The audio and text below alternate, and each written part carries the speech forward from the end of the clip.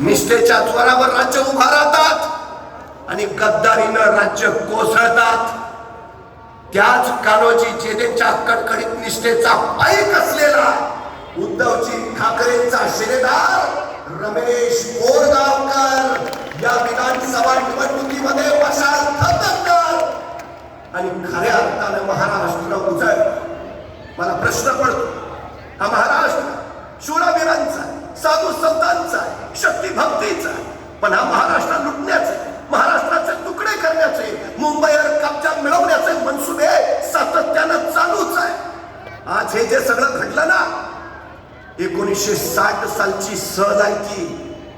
कुबेर नगरी आपल्या ताब्यात नाही याची, आंतरराष्ट्रीय उद्योग व्यापार केंद्र असलेली मुंबई आपल्या कब्जात नाही याची, देशाची आर्थिक राजधानी आपल्या ताब्यात नाही याची, मुंबई तोडण्याचे, ती केंद्रशासित करण्याचे, मुंबई लुटण्याचे असंख्य वेळा प्रयत्न झाले आणि प्रत्येक वेळी शिवसेना आडवी उभा राहिली. मुंबईच्या गर्दनीला नख लावणाऱ्याचे हातही मागं ठेवणार नाही शिवसेना. त्यांना कळून चुकलं, जोपर्यंत शिवसेना आहे महाराष्ट्र लुटता येणार नाही, जोपर्यंत उद्धवजी ठाकरे आहेत महाराष्ट्राला हात लावता येणार नाही. मग काय करा, शिवसेना फोडा, तोडा, संपवा, उद्धवजी ठाकरेंना संपवा, त्याशिवाय हे शक्य होणार